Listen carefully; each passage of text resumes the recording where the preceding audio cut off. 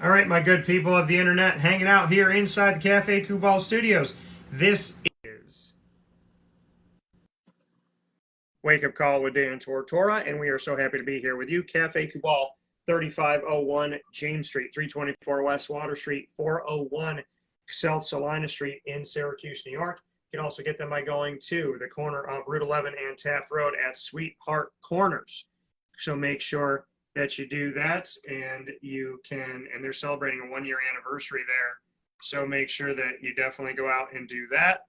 And of course, we'd be more than happy to see you at 343 Fayette Street in Manlius, New York, in their giant behemoth of a brown striped building and their double-decker cafe. So we'd love to see you out there for Cafe Cabal. You are inside of the Fantasy Football Power Hour, not one of, not a, but the Fantasy Football Power Hour, proudly presented by the Wildcat Sports Pub, 3680 Milton Avenue in Camillus, New York.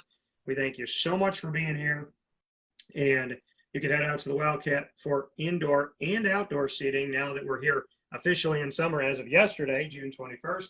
So you can come out and hang out with us at the Wildcat Sports Pub and enjoy yourself some indoor and outdoor seating. You can order from them as well by going to your phone right now and calling 315-487-2222. And they open around 11 o'clock. So just about less than a half an hour's time, you can give them a call, 315-487-2222 for the Wildcat. And once you have all that set up, oh my G, we have Mike Sofka. So OMG. Sweet mother of Jehoshaphat. 3 computers, 2 cell phones. I'm sitting here for an hour and I'm all ready. And so Mike, let me just preface this really quick here. Mike did nothing wrong. Facebook is a beast. So Mike, we are so happy to have you. We're thankful for you being here where sports meets that thing called life. We appreciate you being here. Hall of Fame FantasyFootball.com is how you get in touch with Mike 24/7. You can also go to our Winning Fantasy Football group on Facebook, and you can hang out with us there. So with that being said, Mike, we appreciate you being here, and we thank you so much for being a part of the broadcast. And, thank you for your patience, brother. How are you? Better now. Better. I could see you the whole time. I was like, what are we doing? So, but it's so happy to have you here. Mr. Mike Sofka, hanging out with us. They can try to knock you down, but they can't keep you out. I'm taking Mike out of jail. So we're very happy to have you here. So AFC wide receiver cores is what we're talking about. That's where we are today. The Fantasy Football Power Hour, as I said, proudly brought to you by the Wildcat Sports Pub, your premier place to watch all the games. They have the NFL ticket. They have a giant screen. You can call 315-487-2222 to reserve the screen and stage area for your party. So make sure you get out there today. And Mr. Sofka is coming to us from the second home of Wake Up Call, which is the great state of Florida, the place where people get to be free and have fun, I guess. There's a lot of beaches, there's a lot of Disney, there's Universal, and I can't wait to go back. And we're going to be doing another week down in the Sunshine State coming up here next week. So with that being said, Mr. Sofka, happy to be here with you. Happy to be in the AFC. We have brought people a video that you can see. You can hear us talk about every single one of the quarterback situations in the 32 NFL franchises going into this season. We also brought you our running backs of the AFC, our running backs of the NFC broadcast, our wide receivers of the NFC, and today, wide receivers of the AFC is what we are bringing you. You can get all this content by going to youtube.com/wakeupcalldt. And we just uploaded 3 of those videos, and they're right at the top for you. So you can't miss Mr. Mike Sofka's fantastical beard and my goatee. So with that being said, Mr. Sofka, let's go to the AFC North and the Baltimore Ravens and your thoughts on their wide receiving core, sans Marquise Hollywood Brown. Yeah, you look at it at first glance and you're like, I'm not real impressed with these guys. I don't know if these guys have any value for my fantasy roster. Well, I'm telling you, you're going to make a mistake if you avoid this situation here. There's value to be had on this roster here, and that's Rashad Bateman. He was injured for a lot of the year last year, and he still came back and got 68 targets. He's going to be the leader. He's going to be the guy now. He's going to be the guy that's stepping into Hollywood Henderson's big play shoes. So I'm not saying he's going to be Hollywood Henderson there. I'm just saying this is a guy who I have ranked 33 right now, who you can get as your fourth receiver.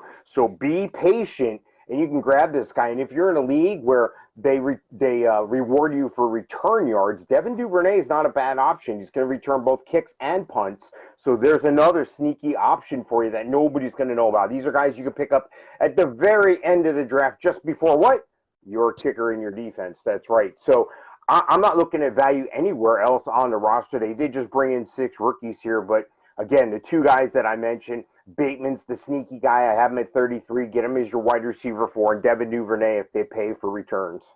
Yeah, I agree with you, Mike. I think that, there's value in going out and getting Rashad Bateman. We talked about him a little bit last year as a rookie, and now, he has to be the guy, right? They have James Prochet, who I covered at SMU, and then they have, and Prochet's not an NFL household name yet, and neither is this long list of guys behind him. Wallace, Moore, Victor, Bolden, Bridges, Polk, Webb, and Devon Williams. So Devon Williams, I think it's Devon Williams. So that's where we're at right now. And, so we'll see what the receiving core is going to be. It's open season for Baltimore. Are they going to extend Lamar Jackson? I would imagine so. And what are they going to do with this team as they step forward? Because you don't want to keep losing your receivers. So Rashad Bateman has value. He has value. Devon Duvernay, like you said, return value. He is a deep one, right? He's a flex. If you have to go and get a specialist in our leagues of the Wake Up Call Fantasy Football Challenge, we allot you the opportunity of a defense and special teams. So you could just draft the Ravens and you get Duvernay and everybody that would be involved, including maybe Prochet. But this is a young group of wide receivers where anybody can step up. Rashad Bateman and sneaky, just kind of sleeper watch James Prochet in your free agency. But Rashad Bateman is going to have immediate value because there is nobody else there. No Miles Boykin, no Marquise Hollywood Brown. Sammy Watkins is gone. So this is Bateman's to take, and you shouldn't draft him high. But if you're looking for a starting wide receiver who's the number 1 on the team, as it stands right now, and you're looking to fill out the rest of your roster there, this is not a bad bet for you to look at. And Lamar Jackson doesn't get the credit that he deserves when it comes to the fact that he's better, as he said, when he threw, 5 touchdowns in his opening. He said pretty good for a running back. So, just remember that he's better than some people in the media say he is. Not me. I've been interviewing that guy. I interviewed him for 2 or 3 years, and his coach, Bobby Petrino, at the time. I told you Lamar Jackson was going to be a good quarterback in the NFL when I feel like I was one of 4 in the world. So Mike and I have not been anti-Lamar, and it's paid off for your fantasy if you had him. Next up, we hear the Cincinnati Bengals. We got asked this question yesterday, and so I'd ask you to address it as you go. Who holds more value on the Bengals receiving core going into this season, Jamar Chase or T. Higgins? I think the answer is easy, but we've been asked the question, and I hand it to you.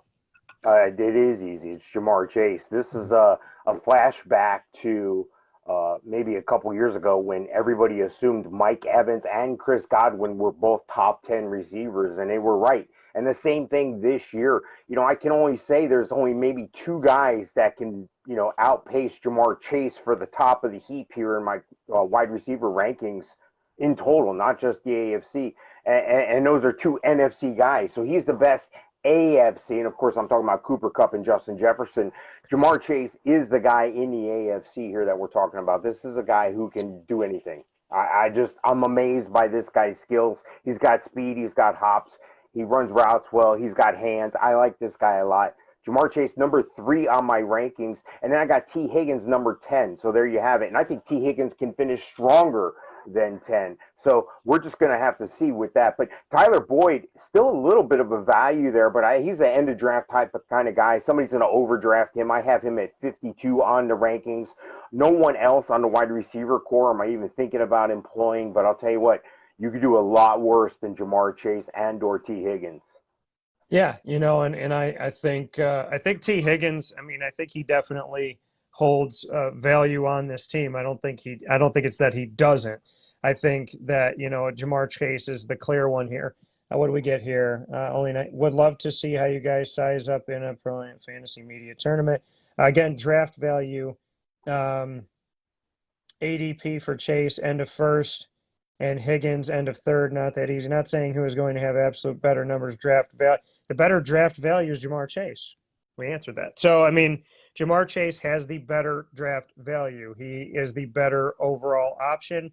T. Higgins got lost in the shuffle a little bit with what, I mean, I told you, Mike, when Jamar Chase came in, he played with Joe Burrow at LSU. He won a championship with Joe Burrow at LSU. This was clear. This was clear that the draft value was with Jamar Chase before he even stepped on the field. T. Higgins and him had a good relationship, and it was ironic because Higgins, when it was against him, when Higgins was at Clemson, and they were playing in that championship game, you had T. Higgins at Clemson, you had Joe Burrow at LSU. They created a nice tandem together that was something, but not as strong as Jamar Chase, because look at all the time they have together, and it's translated to the NFL. Jamar Chase has the number one value, and as Mike said, when we give you our rankings coming up here, and hopefully we'll be doing that from Florida together in the same room, so we don't have to wait for Facebook to let Mike out of jail. So when we are in the same room to do that, you and I will be doing our rankings again, Mike, and when we do those rankings, we'll have the opportunity to release this, but I think it's clear to say that Jamar Chase of the Bengals, Justin Jefferson of the Vikings, Cooper Kupp of the Rams, and Stefan Diggs of the Bills are going to be very high on that ranker list, and easily, arguably, in the top 4 in the country, top 5 in the country. So Jamar Chase holds the value. T. Higgins still has it. Average draft position of T. Higgins, I would imagine, depending on how big your draft is going to be, if it's 10 to 12 teams, I'd see him going in the 3rd to 4th round. Speaking of Higgins, I think Jamar Chase could go in the 1st round, definitely in the 2nd round in a draft like that. He's going to be one of the first receivers off the board. I think Cooper Kupp will be 1st. I think Jamar Chase or Justin Jefferson will be 2nd. I would pick, at this point, I would probably, no, I don't know if I would say that. I'd probably go Chase over Jefferson. And we'll talk about that as we get closer, but, you know, not a bad bet for that. So I would imagine you're going to see Jamar Chase's name off your draft board within the first couple rounds. I don't think he'll make it to round 3. I think T. Higgins will, and depending on how your draft is going, T. Higgins could make it to 4. So that's how I would look at that. I think that, yeah. So, Greg, to answer your question, there could be a 2-round difference depending on how many people are in your fantasy football draft. Next up here, but yeah, the values with Jamar Chase and T. Higgins, and I wouldn't really name anybody else to be drafted from the Bengals as of right now. Cleveland Browns, they have Amari Cooper, believe it or not, signed a 5-year deal with the Cowboys. That didn't go 5 years, went 2, I believe. And Donovan Peoples-Jones, you and I talked about him before, Anthony Schwartz, and a bunch of names that we don't know yet in the NFL. So it's Amari Cooper or bust. Jarvis Landry, to me, was a relative bust in Cleveland, and Odell Beckham Jr. was the definition of a bust. He had a couple moments. He's kind of like when you're on the 4th of July, you're trying to light a firecracker, and you try to light it, and it doesn't, and you try to light it, and it falls on the ground, and then you get 2 off, but you almost blow off your hand with the other 2. That was Odell Beckham Jr. in Cleveland. What are your thoughts? Because right now it seems like Amari Cooper, but it also seems like he's going to have to throw the ball to himself at this point. Well, right now, Jason Pierre-Paul's cringing at the thought of what you just said because he's been through that more than once there. Hey, Amari Cooper is a guy that I would want. 18 on my rankings. He's a guy I would want, but I would want him for my wide receiver 2, maybe even 3. I'm not sure who's going to throw him the ball. I'm not sure if Deshaun Watson's going to be playing.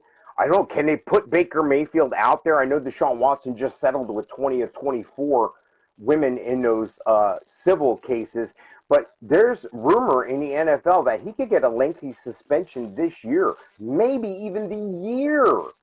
So do they trot Baker Mayfield back out there? I think that's damaged goods at this point. Then they got Jacoby Brissett and Joshua Dobbs. I'm more concerned about the quarterback situation than I am the receiver situation. And until that's resolved, I'm going to stay away. I mean, if I'm drafting now, I'm staying away because I don't know what's going on there in Cleveland. Look, Amari Cooper's a number 1 receiver, but if it's without a doubt he's the only guy there and you could double cover him or make sure your number 1 guy who cuts off half the field is on him, and I got Jacoby Brissett or Joshua Dobbs throwing him the ball, yeah, dude, just some headaches you don't need to bring on to yourself. This is another one. Now, with that being said, if Deshaun Watson is the quarterback week 1, and we know that by draft time, then I'm kind of in. I'm looking at Amari Cooper as a wide receiver 2, mid-range wide receiver 2.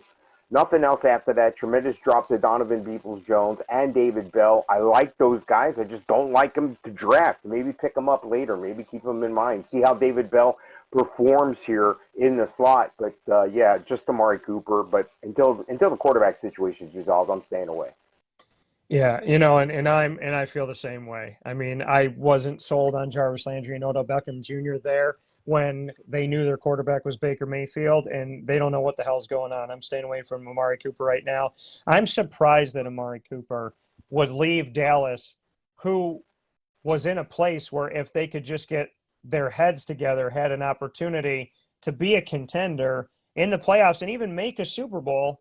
And now you're on a team where I would venture to say if Amari Cooper doesn't get out there in the next couple of years, he might be in the Cleveland graveyard. So I would stay away from all that. Pittsburgh, but I wish him the best. Chase Claypool says he's one of the top 3 receivers in the whole country. I'd say different.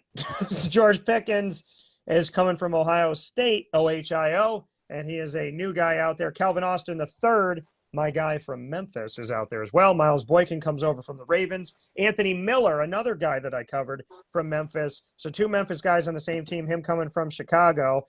And Gunnar Olszewski, there is, I'll tell it to you like this. I am not a Pittsburgh Steelers fan, but the Pittsburgh Steelers keep bringing guys on their team that I know, that I've interviewed, a lot of guys that I've interviewed or teams that I've covered. So it's like they're forcing me to become a low-key, like, hey, when Jacksonville's off, I'm watching. But Deontay Johnson, Chase Claypool, and then a bunch of rookies, and then Miles Boykin and Anthony Miller have had some experience. What are your thoughts? Yeah, again, this is a quarterback situation here that I'm worried about. Mitch Trubisky penciled in as a starter right now. Is it going to be Kenny Pickett?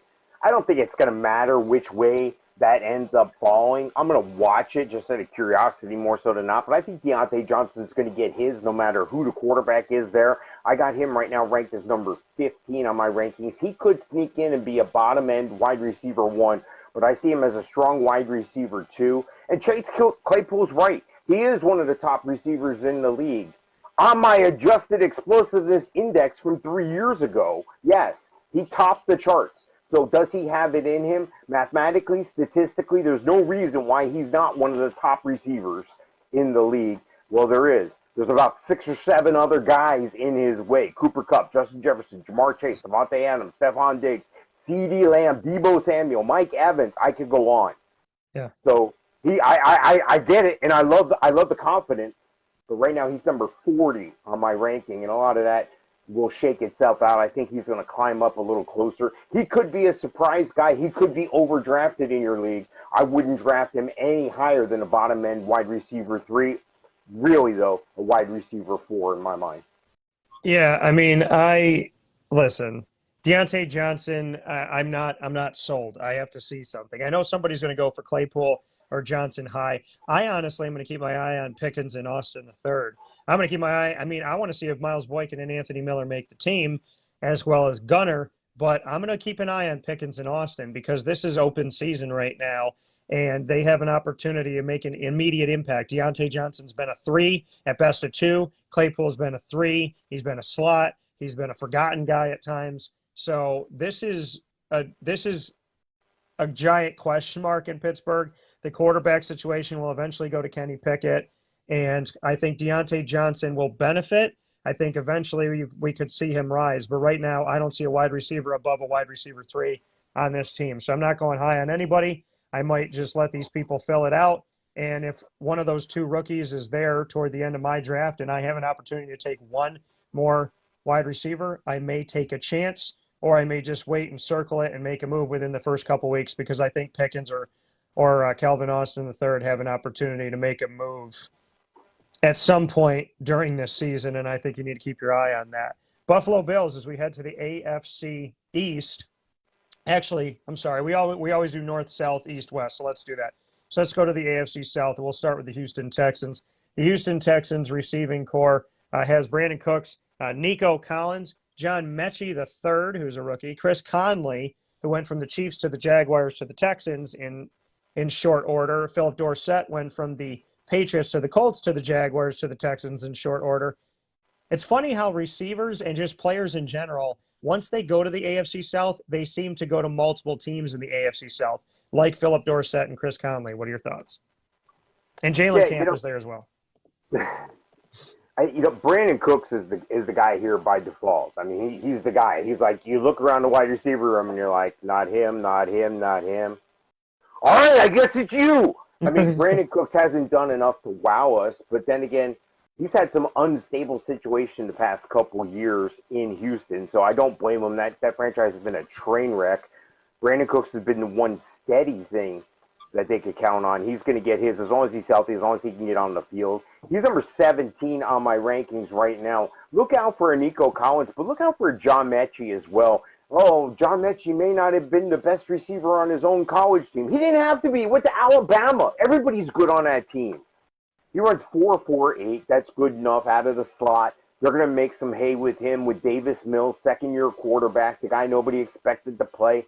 This is a guy who's proved that he's got the smarts. He can be on the field. So I think Davis Mills is in a growing situation.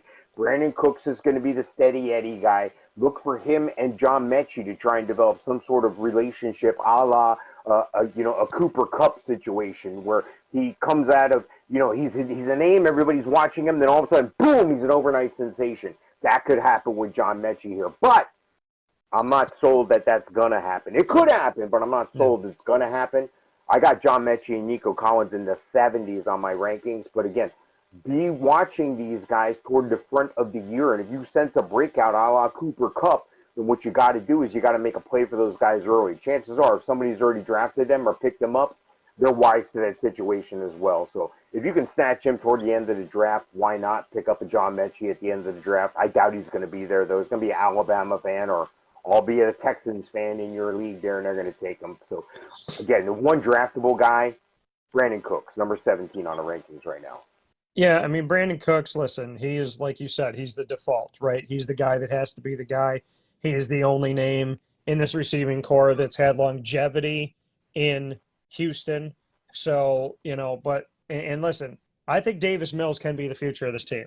And Kyle Allen's a guy that was out in Houston, and I've covered Houston for almost a decade now. So, I'm happy that Davis Mills is there. I think there's going to be something to say about this. I think that he'll do better than maybe people give him credit for.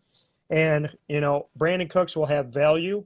I think he's, right now to me, he's a low-end wide receiver 2, a high-end 3, in my opinion. And John Mechie, the third, is a guy to watch from Alabama. The ACL injury, he's questionable for week 1 right now, but we'll see where he goes from here. But I'm excited for Davis Mills. I honestly am. And I think he's going to give a positive future. Who would have thunk, right? People freaked out. Oh, Deshaun Watson's not playing. Why isn't he playing? And now we have to go with this rookie that we drafted in the 3rd round. And now you look at the situation with Deshaun Watson, and I think that you're going to be happy that you have Davis Mills because now you don't have to deal with the drama, and I think Davis Mills is going to be better than people give him credit for. And I, here on the show, I'm going to go on record giving him some credit, and we'll see what that looks like down the road. So, yeah, Brandon Cooks, I think he's a low-end 2, high-end 3. John Mechie, the 3rd, you take a flyer at the end. Like Mike said, someone that's an Alabama fan might go ahead and draft him late and just give him a shot. But I think that ultimately he's somebody that's a late-round pickup like a Pickens, like Calvin Austin the 3rd. And then you kind of just hope for the best and prepare for maybe you're going to have to drop him at some point during the year, but keep him for a bit. The Colts went young as well at wide receiver. They have Paris Campbell, who's been in for a little bit, but they have Alec Pierce, my guy from Cincinnati, and Michael Pittman Jr., who has risen as, the unceremonious exit of T.Y. Hilton from the NFL. He was there and then he wasn't, and now here we are with Michael Pittman Jr. So do you think that Michael Pittman and some of these young guns can have an immediate positive effect on fantasy football with Matt Ryan as their quarterback? I think Michael Pittman can. I'm not sure about the rest of the crew. I mean, I like to take a flyer on Alex Pierce late in the draft. He's a strong runner, 4'4", 6'3" guy out of Cincinnati. Matt Ryan, it's funny because Matt Ryan's leaving Atlanta and Desmond Ridder, Alec Pierce's quarterback from Cincinnati, is in Atlanta now. So Alec Pierce is definitely a guy who want to be on your radar in a dynasty situation. I like what I like the tools he has. I think he's going to be a good receiver. Paris Campbell, I think if he could ever stay on the field, he would be a great guy. Michael Pittman is going to be a guy, though, that I'm going to look to be the number one receiver, first cap out of the chute. But again, I'm not saying, oh, wow, he's going to be your number one. No, I said he's going to be their number one. He's number 12 right now. He's on that borderline of being wide receiver 1, wide receiver 2. So if you can get him as your wide receiver 2, I'm happy with Michael Pittman. I'm probably staying away from Paris Campbell. I'm going to wait and see approach with him still. And like I said, Alec Pierce, maybe late in the draft, I'll take a flyer on him. Yeah, I mean, Alec Pierce, yeah, another guy. There's one of these rookies, a few of these rookies are going to step up here in the receiving core that we're talking about. And Alec Pierce is one of those guys from Cincinnati that was drafted high and maybe very well low on your radar right now. So someone's got to step it up. I think Michael Pittman Jr. is somebody that I would put a mid-range second wide receiver designation on because of Matt Ryan coming in, but still them needing to get comfortable together. He's young, and he really hasn't had a true quarterback be consistent with him because he's had a carousel of quarterbacks coming in. So it's not like you have to unteach him the ways of somebody he's been with for multiple years because, unfortunately, Michael Pittman Jr. hasn't had that consistency, but maybe that'll bode well for Matt Ryan and the crew that he doesn't have somebody that he was so used to playing with. So I think Michael Pittman, like I said, a mid-range second wide receiver, and I think Alec Pierce is another guy on that list of Calvin Austin III, on that list of George Pickens, on that list of John Mechie III that you go later in your draft, especially in a deep draft, and take a chance on it. There's some people that just won't draft rookies, and I take full advantage of that. I was laughed at when I did my first ever fantasy draft, and I drafted Fred Taylor, and then I had people begging for me, including the guy that laughed the hardest, to let go of Fred Taylor. And I said, no, I thought that I'm stupid and I make dumb picks. So let me keep my dumb pick, who was the rookie of the year. Jacksonville Jaguars, ironically, from Fred Taylor to the Jaguars. Christian Kirk, Marvin Jones II, Zay Jones. I had Zay Jones in college. He set a record for career receiving yards when he was with East Carolina for the entire nation of Division I FBS football. Laviska Shenault is still there. He's the only young wide receiver still left on the team that they had drafted. Laquan Treadwell is back on. Jamal Agnew, who did a fantastic job returning on special teams for a touchdown, and that was the first time in a long time the Jaguars could boast of something that exciting. I think it was 100-some-odd yards that Jamal did. It might have been 103, I believe. And so what do you think of the receiving core of the Jacksonville Jaguars at this point? Yeah, I'm looking at this core, and I'm like, well, I got Marvin Jones there. He's 154 years old.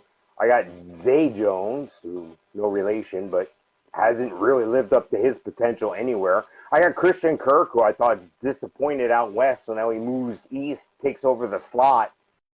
I think the best receiver on the Jacksonville Jaguars isn't in the receiving room. I think he's in a running back room, and I think his name is Travis Etienne. I wouldn't doubt if he's one of the team leaders in receptions by the end of the year. I think Christian Kirk's going to end up being that guy, though, in reality, just by default. I think he needed a fresh start, maybe. Trevor Lawrence is not an unpolished quarterback. Yeah, he's a young quarterback in the NFL, but he's very still much worth the number one pick they spent on him. He'd have to have an absolute train wreck of a couple of seasons here. Oh, here I go. I blessed him already here. Look, Christian Kirk is a guy that I would take with as my wide receiver 3. He's 31 on my rankings. I'm not sure if he should be that high. So, again, a lot can change between now and then, but Christian Kirk, I'm not drafting either one of the Jones guys. Hey, if I am drafting in the Dynasty League, I may take interest in Kevin Austin here. Kevin Austin Jr., of course, out of Notre Dame, 4.4 speed. This is a guy who I can see climbing up that depth chart with ease. Well, not with ease. He's still got Laquan Treadwell and Laviska Shenault in the way. And, you wonder about those guys, Laquan Treadwell and Laviska Shenault. Maybe they just need an injury to Zay Jones or Marvin Jones to get in there and Laviska Shenault show everybody that he wasn't just a flash in the pan. Laquan Treadwell show everybody that he is worthy of being on the roster. So, really, in reality, right now where we're at is Christian Kirk, wide receiver 3. Everybody else is just watch them. Yeah, and I think Christian Kirk, like you said, he's going to get involved. Marvin Jones Jr. and Laquan Treadwell have shown that they have the best relationship with Trevor Lawrence as of last season. And so that plays a lot in it. I was there. I was on site. I've interviewed the guys. I spent time, in Jacksonville at the stadium and doing interviews after the fact, and got to speak with Marvin Jones. And he considers himself to be one of the leaders in that room. So, well, in general, not just wide receiver core, but with the team. So, I mean, from what I saw, and I interviewed Jones and Treadwell, I think that both of them have the relationship. What does that mean for your fantasy team? Probably not a lot of consistency. Probably at least, not. I think it's going to be up and down in Jacksonville. I think they're trying to figure it out. I think Trevor Lawrence might throw to 6 or 7 different guys. I don't know if there's going to be anyone that's going to step out in such a big way to make us say, wow, fantasy-wise, you have to have this guy. So Christian Kirk's trying to start his career, essentially. Zay Jones is trying to do the same thing. Marvin Jones is trying to keep it going. Laviska Shenault is trying to find something. And Laquan Treadwell is trying to prove to Jacksonville with a new staff that he deserves to be there after they had him, let him go, and brought him back. So, this is a giant question mark. I don't think that it leads to any massive fantasy points. If I had to put it on anybody to be that guy that could really be a spotlight, I think it's going to be Marvin Jones or Christian Kirk, and I think Laquan Treadwell holds a little bit of value for you. But as far as where these guys are in my rankings, they fall very low because I don't think that this is a situation that's going to pay off dividends for you on a week-to-week basis, and I don't want to lean on them to win me a championship. Tennessee Titans, taking a look at them in the AFC South, we have Robert Woods, who's here now, and we also have Treylon Burks, the guy who they say is like A.J. Brown, and they let A.J. Brown go because allegedly Tennessee was too cheap to keep the guy who proved himself. So you found a guy who's like him who hasn't proved himself, and in 3 years we'll see if they let Treylon Burks go to buy another guy at a cheaper value. And then they have a bunch of non-household names up to this point. So Nick Westbrook, Des Fitzpatrick, some of those guys filled in time last year, but Woods and Burks are leading a receiving core that has no recognizable guy from last season. What are your thoughts? Yeah, normally you would just take a quick look at this and you go, oh, Robert Woods, he's the guy, he's the number one guy. Go ahead and definitely draft him as your wide receiver 1. He's the number one guy there. Well, let's not dismiss the fact that they went out and got Malik Willis. Now, I know they know that Ryan Tannehill is still their quarterback. I don't think Malik Willis is going to take over right away, and I think that Malik Willis needs time. So, yeah, no, Malik Willis is probably out of the equation, barring an injury or something. But Robert Woods I don't think he's the guy he once was, he past injury here with the Rams. I think this is a guy who's on the downside of his career, and that's okay. He still has a place on the roster. He still has a place on a team, just about any team in the NFL for that matter.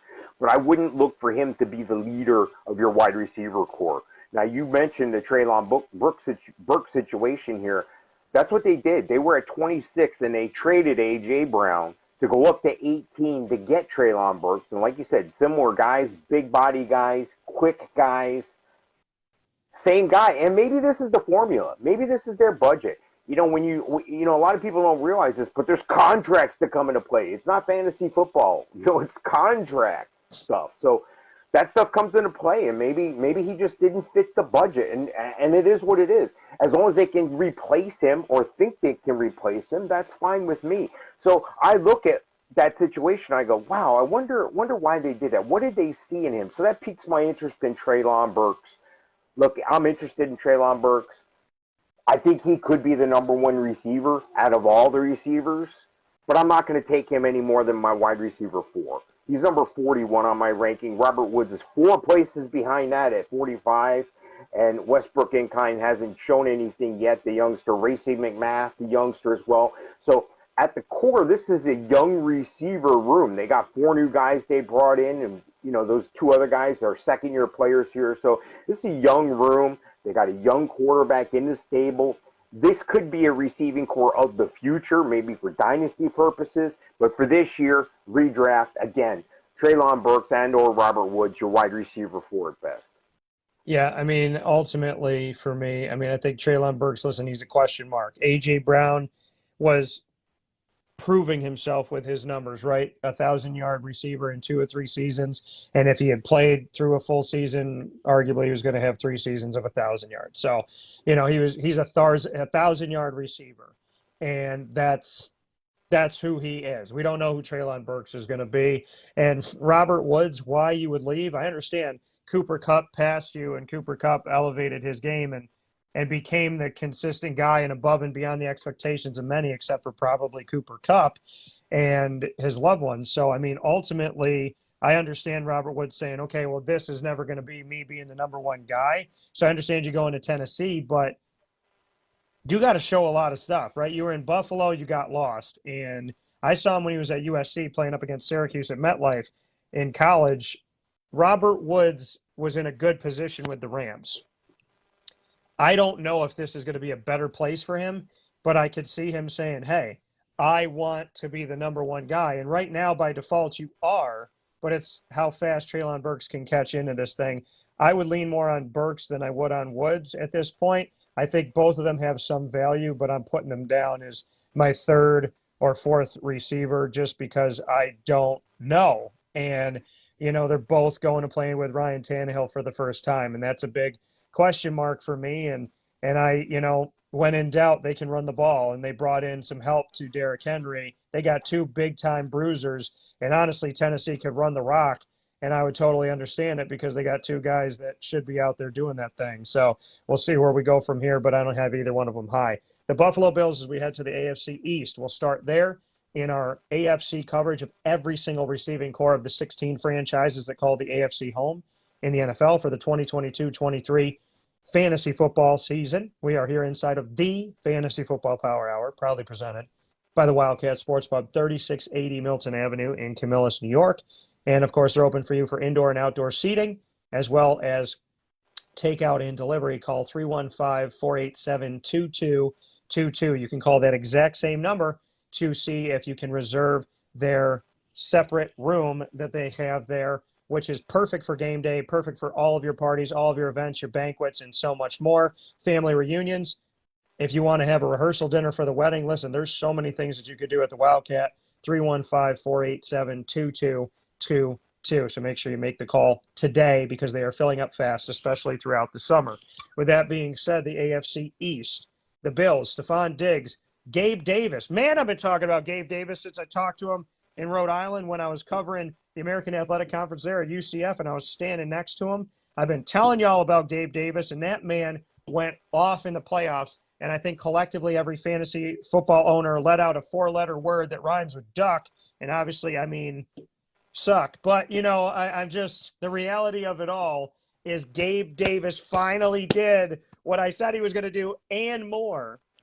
But we didn't get to have the dividends of it. So can he make that consistent? We shall see. Isaiah McKenzie's there. He's a young receiver. Tavon Austin, after one season in Jacksonville, is there in Buffalo. Jameson Crowder is 100 years old, and he is there. Covered him in college. Can't believe this man's still rocking and rolling. I think he wants to play for every AFC East team, maybe every AFC team before he's done. And Stefan Diggs is leading the charge. So is Gabe a true number two, and where is the value beyond Stefan Diggs, as well as how high do we draft Stefan Diggs?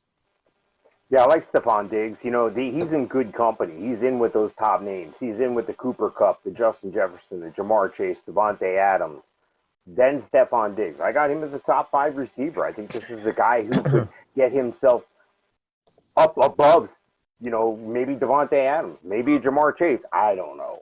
Right now, I got him at 5. I think that's a good spot for him. He's definitely your wide receiver 1. I would definitely target him.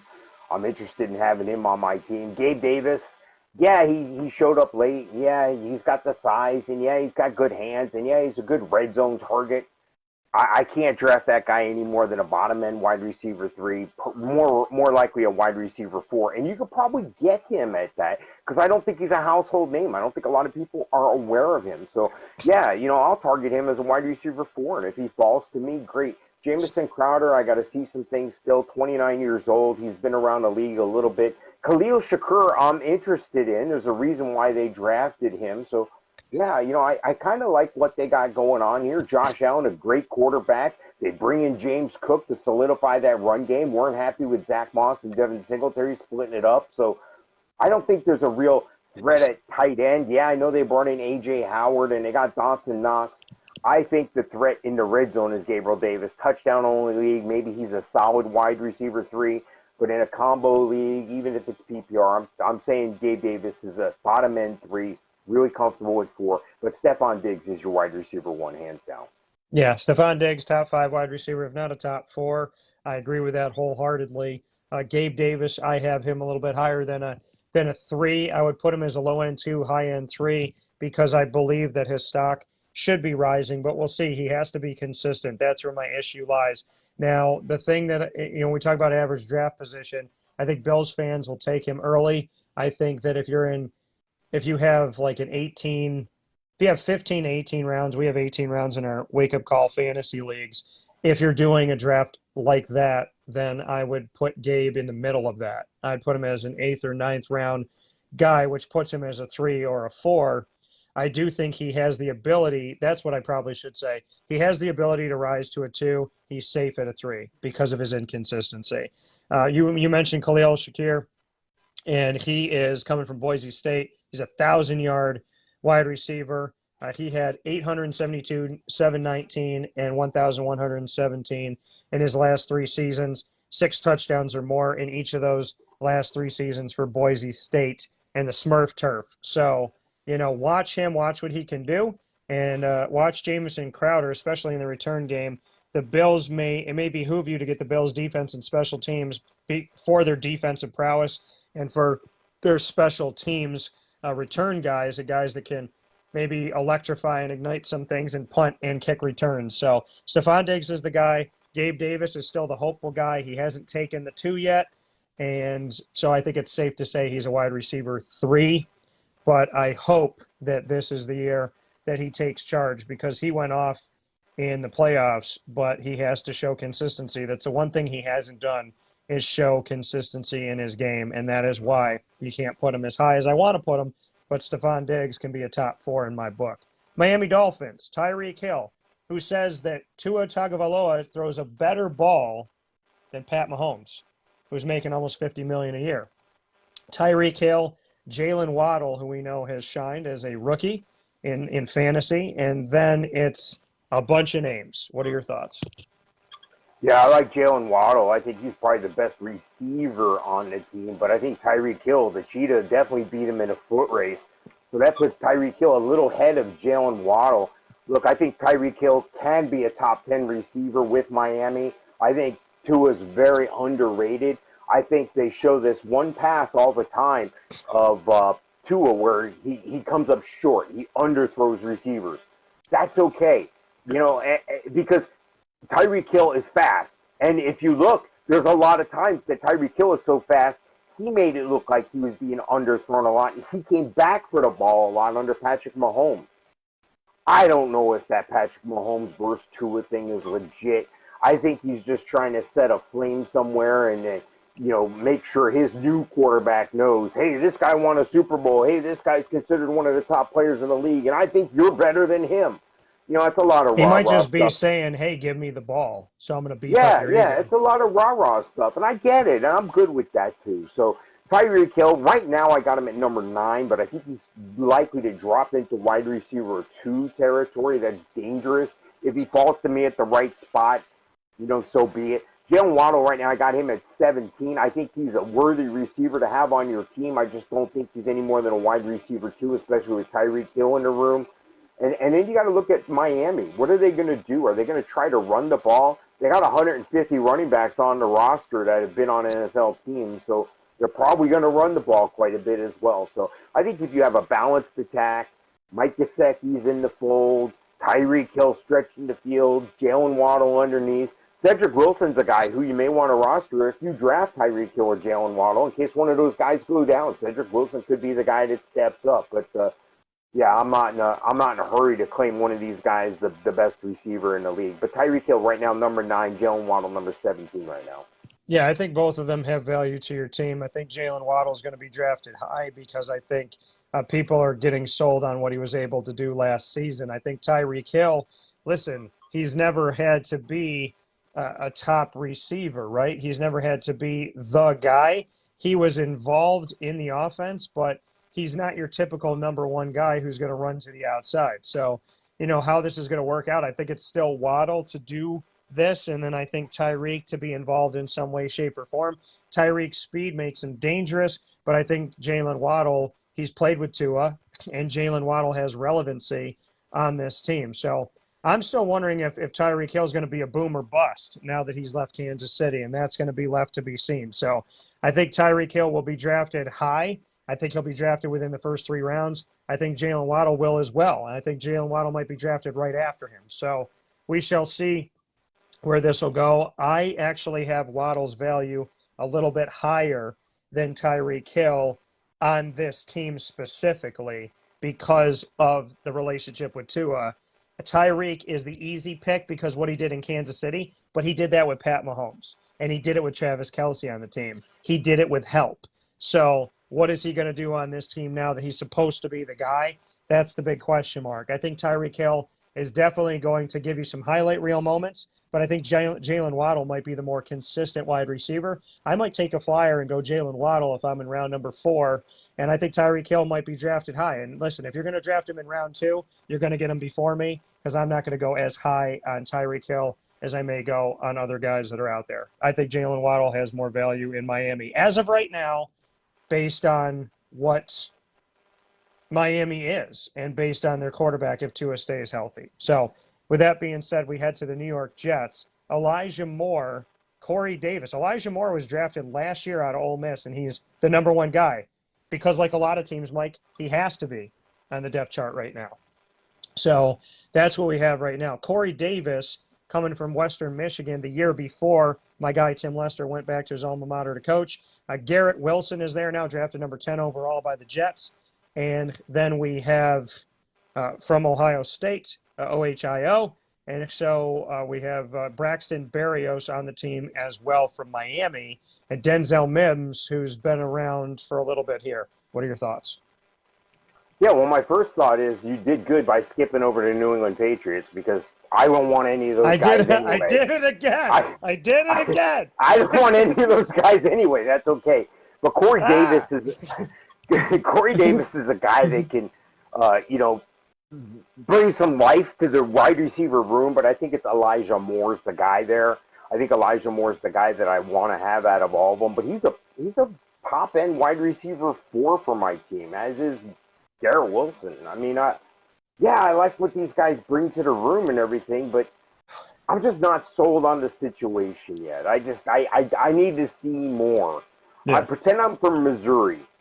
Say I'm from the show me state. Let me see something. So if I'm drafting this early, I'm not even looking at these guys in reality. Maybe a Garrett Wilson for dynasty, definitely. I mean, he's one of the top receivers in a couple years. It'd be great to see him explode this year with what they have in Elijah Moore and what they have in a veteran in Corey Davis in that room. Yeah. But I'm going to wait and see. I'm not going to get all giddy over it. Elijah Moore right now, number 39 on my rankings. Garrett Wilson, number 46 on my rankings right now. Yeah, I'm not really. I mean, listen. I think that this is arguably. I think this tells you about the Jets.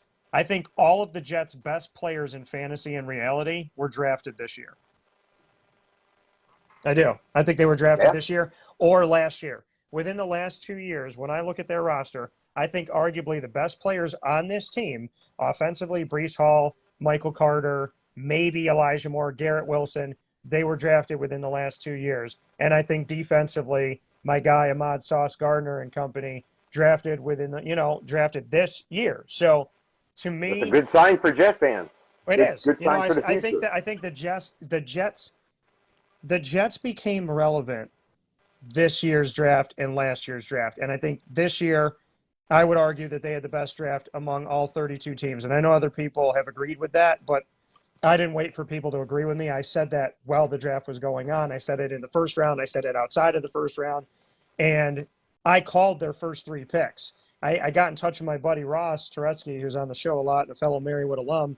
I said, Ross, am I wearing the wrong color green? Because I'm a Jaguars fan, but I seem to be more in tune with what the Jets are going to do with their team. So, ultimately, and they got my guy Mekhi Becton last year on their offensive line. So I think the Jets are making the right moves to be relevant now. And I think that it's a little bit of a wait and see. I think Garrett Wilson, Elijah Moore, or Corey Davis could make an impact in this receiving core. I think Braxton Berrios and Denzel Mims, maybe they get involved in special teams. I'm not sold on drafting Elijah Moore high. I think he's a fourth wide receiver to me. I think Garrett Wilson is as well. And I think Corey Davis is below them. So I think that the future can be bright for the Jets, but I think in the here and now, I'm not going to mortgage my team on these players going into this season. The New England Patriots have Devonte Parker. He showed me a whole lot of nothing in Miami. Jacoby Myers, he had some moments, right? I know Greg, who watches and listens every single week to the broadcast, especially to fantasy football, and weighs in. I know he likes Jacoby Myers because of PPR and whatnot, but Jacoby Myers, he's still a question mark. Devontae's a massive question mark. Kendrick Bourne is non-existent. Nelson Aguilar didn't pan out with Philadelphia, doesn't pan out with New England. And N'Keal Harry and Sony Michel, I feel like Bill Belichick can turn and look at the powers that be and go, this is why I don't want skill guys in the first round. Because look at the two guys that we got in the first round, and they've done a whole lot of nothing. Sony's not on the team, and N'Keal Harry might not be on the team after this season. He might be not on the team during this season. So you said I was right to skip over the Patriots because there's nothing here. The Jets, I would be in a holding pattern just like at a Jets, and I think it's going to land somewhere, and I think you need to watch it. I think the New England Patriots, you don't even take off with this team. There is nothing. This is a rickety old plane that I would never fly on, no matter how much you pay me. I don't care how sunny the day is. I'm waiting for a propeller to fall off. I am not going with any of these Patriots, but I hand it to you. Well, I'll give you $1 million right now if you can tell me who the offensive coordinator for the New England Patriots is. They don't have one. So if you don't have a coordinator, you got a second-year quarterback, you got a bunch of also-rans, you got a guy in N'Keal Harry who wears number 1. Buddy, in college, that number 1 is reserved for one of the best players on the team. I don't even know if you're going to make the team in N'Keal Harry. So, with that in mind, it is what it is. I'm excited for Tyquan Thornton in the 16-team dynasty. I was able to get him at the end of the second round. I think the future looks bright for him. But I think Devante Parker is the number 1 receiver on the team. And I got him ranked at 57 right now, and I think that might be high. So, Kendrick Bourne, Jacoby Myers, Nelson Aguilar, Trey Nixon, Ty Montgomery, Lil Jordan Humphrey. What am I doing here? I'm in the wrong route. I feel like, did you ever walk into a grocery store and you're like, wow, I thought I needed to come here today. I guess I don't need to come here today. You know what I mean? It's just like one of those things. You're like, I'm at the wrong place at the wrong time. So I'm staying away from New England. Tyquan Thornton's the future, maybe in the Dynasty League, but I'm not overly excited about drafting any of these guys. Yeah, I said what I said, and I stick by what I said. Moving on. So now we go to the AFC West, and we start with the Denver Broncos. And my guy Nate Hackett, if you want to watch a sit-down conversation with Nate Hackett, picture-in-picture,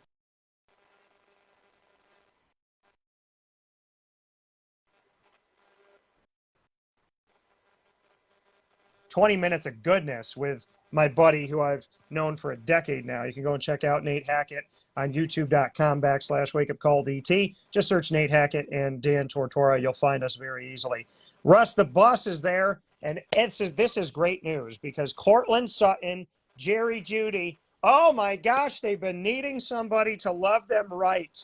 Tim Patrick and KJ Hamler still there. Kendall Hinton has transformed himself from the quarterback I covered in Wake Forest to a wide receiver in the NFL. What are your thoughts now? Do Cortland Sutton and Jerry Jeudy, if they can stay healthy, finally have a good tandem in fantasy football that we can actually lean on now that they have Russell Wilson? No. Rare. Yeah, it is what it is. Cortland Sutton's the number 1. Jerry Judy's the number 2. I'm not overly excited. I think they're going to run the ball. And when they're done doing that, I think they're going to run the ball some more. I think they're going to throw some balls to the running backs on some wheel routes and on some screens. Javonte Williams, they brought back Melvin Gordon. I don't see a reason for them to panic here at wide receiver. And there's no reason for you to panic. I think Cortland Sutton's going to be overdrafted. He's a bottom-end wide receiver 2 for me right now. He's number 25 on my rankings. Jerry Jeudy, number 30 on my rankings. He's in the slot, and he's going to make some hay. I can't really say, oh yeah, these guys are my number one receiver. So if either one of these guys are my number 2/number 3 receiver, Cortland Sutton over Jerry Jeudy, I'm excited.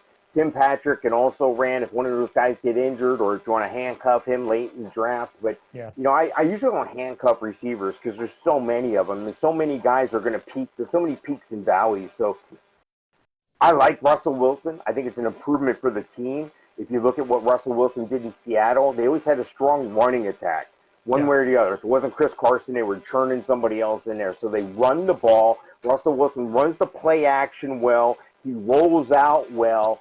That doesn't bode well for a lot of teams a lot of times, but that's the magic formula at Russell Wilson. So I like what they have going on. I think they're going to win some games. I think these guys are going to be productive, but I think it's going to be more of a team production thing. I don't think it's going to be one guy outshining. But right now, like I said, I got Cortland Sutton at 25, Jerry Jeudy at 30.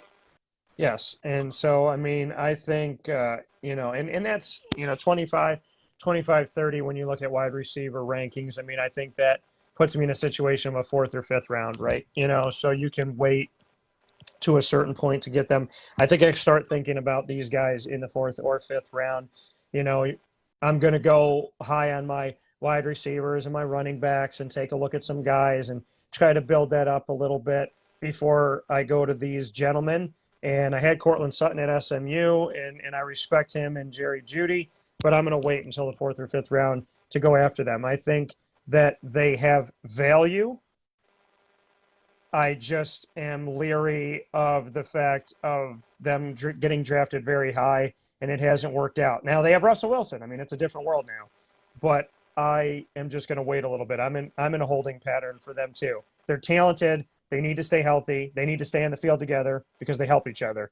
And Russell Wilson needs to have a good relationship with them. So there's a lot of, is it going to happen? Can it happen? Will it happen? As you said, the best ability is availability, and these guys need to show that. So it's a question mark. I feel better about their receiving core than others, but it's a question mark. Kansas City Chiefs, Juju Smith-Schuster, McCole Hardman, Marquez Valdez-Scantling. My guy Sky Moore from Western Michigan. What up, dude? Mike and I both said you were going to get drafted in the 1st round by Kansas City. They got you in the 2nd round, but you went to the team that we thought you would go to. So your thoughts on this? Justin Ross is there from Clemson. I covered him as well. So what's your take on a new look Kansas City receiving core? Outside of McCole Hardman, it's all new. Yeah, I think, they have that chant in Kansas City. They do it in Florida State, too. I think they do that, the Warrior chant or whatever. I think it's going to be replaced with some Boo Birds because I don't think the fans are going to be accustomed to not having a Tyreek Hill there. If you think Juju Smith-Schuster is going to come in and beat Tyreek Hill, you're sadly mistaken. He couldn't even be the number 1 guy on his team. He's a great number 2. The problem is there's not a great number 1 here beside him. Mecole Hardman, yeah, he's fast, but can he stay on the field? Can he get on the field with the other guys around him? Is he good enough? Valdez-Scantling, he's hit or miss. He's too spotty for me. Sky Moore I like. I like Sky Moore a lot. If you're in a dynasty situation, the 4.4 speed out of Western Michigan, this is a guy who plays even faster than that because he's shifty. He's got quick feet. So there's a difference between quickness and speed. Speed is how fast I run to 40. Quickness is how soon can I make that cut? How soon can I react? So that's the difference between quickness and speed. This guy has them both. Kind of twitchy like that. Kind of like a Tyreek Hill. Now, I'm not saying Sky Moore is going to be Tyreek Hill, but he's the most intriguing receiver to me on the roster. I would spend a late flyer on him. Somebody else will if you don't. I'm not counting on a Juju Smith-Schuster to be any more than a wide receiver 3 for me. I'm not counting on a Valdez-Scantling or a McCole Hardman to be even on my roster. Yeah. So it is what it is there. They're going to run a lot of Clyde Edwards-Helaire. They're going to look to get Sky Moore involved. But I think Juju Smith-Schuster is just going to be blanketed with the other team's number 1 or double teamed, and they're going to shut him down, make somebody else beat him. I said when Antonio Brown left Pittsburgh, let's see if Juju can be a true number 1. I don't think that he can. He didn't. Now he's got the shot in Kansas City, and I don't think it's going to happen again. Sky Moore has the value late in the draft. Juju, If you want to draft him in the 8th or 9th round of a 10 to 12 team league, fine. Draft him in the middle. See what you can get out of him. He's a third-string guy on my team. I know when I've needed to put somebody on my team due to injury, and I've gone to Kansas City, and I've given some of these guys a shot, it doesn't work out. Kansas City, as good as their offense is, as high-powered as it is, I think people get lost in Kansas City being good in reality and scoring, and they think, oh, I can put anybody on my team and it's going to work out. That's not the case here. These guys individually don't have value. Collectively, realistically, together, they might win games, but fantasy-wise, they don't have the value. Juju, McColl, Marquez, they don't have the value. The best value you're going to find is Sky Moore because they're trying to replace Tyreek Hill. And they might flip him the ball in the backfield. They might do a lot of different things with him. Sky Moore is a late-round potential sleeper stud. Outside of that, if you draft Juju before me, I don't care. And if you draft McCole Hardman or Marquez Valdez-Scantling, in my opinion, you wasted your pick. So we move on. It's no disrespect to them. I'm talking about fantasy. I love all these dudes. It's hard to make it in the NFL. I'm just not drafting these guys. That's where I'm at when I'm talking about this. Let's go to the Las Vegas Raiders and Devonte Adams, Hunter Renfrow. Hey, remember when I told you Hunter Renfrow wasn't a fifth-string wide receiver and how I watched him and how, if not for him, Deshaun Watson wouldn't have beaten Virginia Tech when he was with Clemson playing in the ACC championship at the Camping World Bowl in Orlando, that the Hunter Renfrow hands were what was going to keep him in the NFL and make him relevant and eventually make him rise on the depth chart? He's number 2 only to Devante Adams right now. Demarcus Robinson from Kansas City is now with the Raiders. Keelan Cole, who went from Jacksonville to the Jets, is now with the Raiders. And Mac Hollins, who I covered at UNC, is now with the Raiders. What are your thoughts? I think Devonte Adams is a true number 1. He's number 4 on my rankings. He partners with his old college buddy Derek Carr from Fresno State, where they aired it out. They're going to air it out here, and they're going to prove each other right. Derek Carr is going to put it up for his buddy, and Devonte Adams is going to prove that he can still do it without Aaron Rodgers.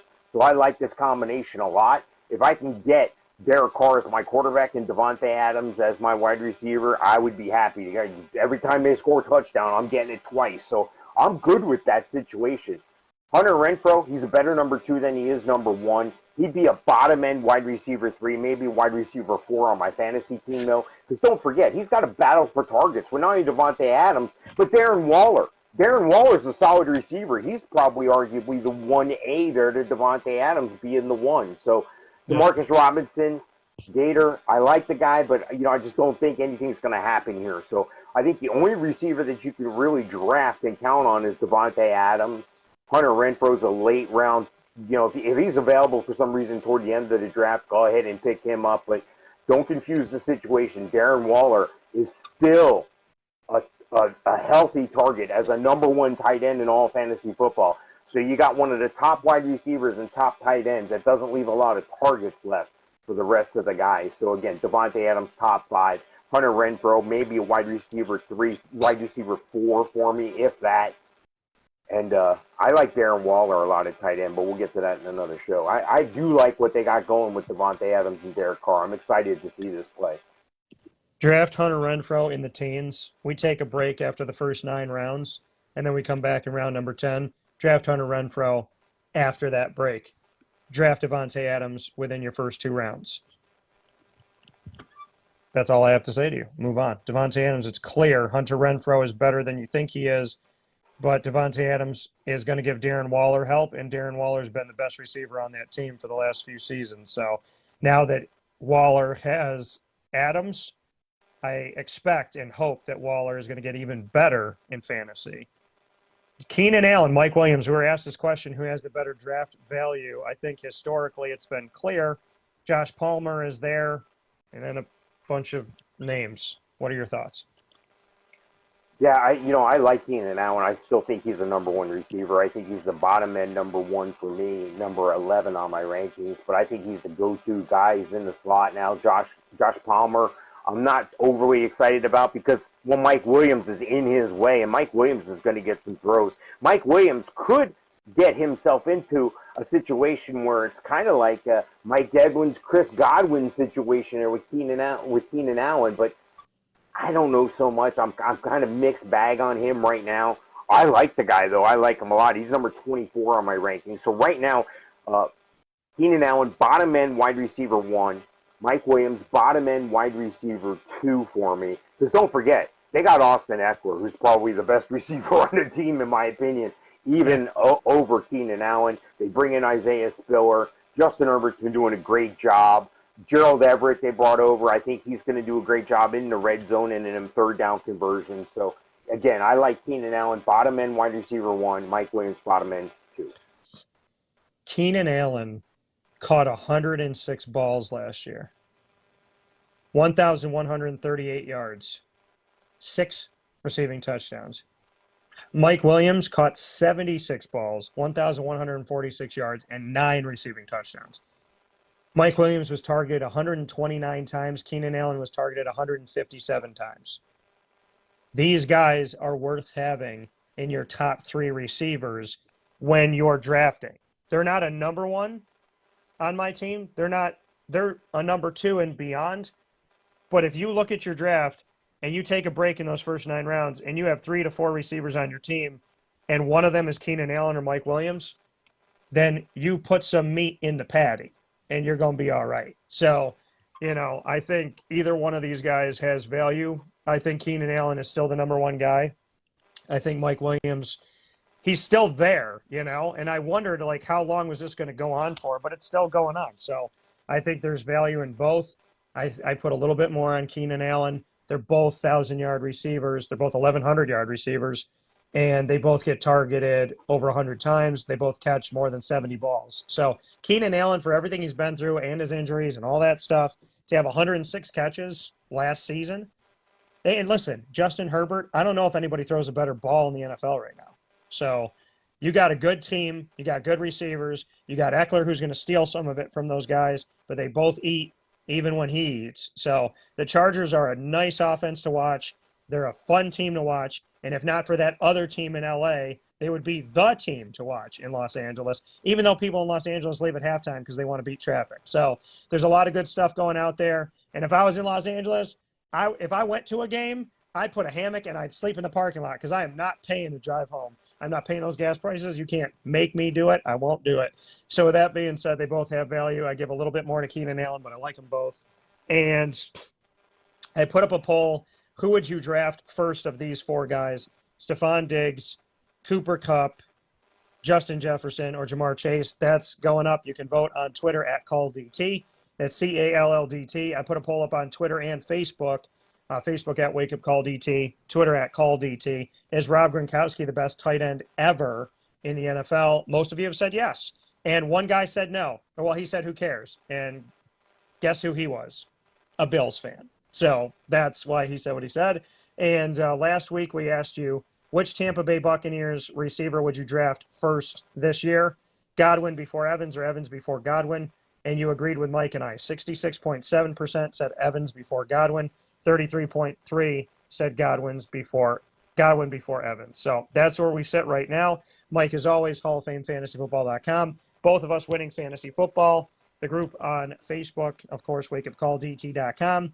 We appreciate you all, and we thank you all for being a part of the show. So 2+ round difference between the 2 receivers if you guys factor in a draft position. So, okay. So I would say, I think when Keenan Allen gets drafted, Mike Williams is going to go right after him. That's where I think ultimately things shake out.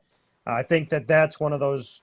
I think certain teams, once you pick one, the next guy goes. I think that's that situation with the Chargers. I think Mike Williams and Keenan Allen will probably go in the same round or very close to each other. With that being said, this is the Fantasy Football Power Hour. We thank you for being a part of the show. As always, brought to you by the Wildcat Sports Club, 3680 Milton Avenue in Camillus, New York. And, of course, 315-487-2222 for takeout, delivery, and to reserve their amazing, massive room with a stage and a giant screen. We use it for our fantasy football drafts. We will see you there soon, and I appreciate you so very much for all you do.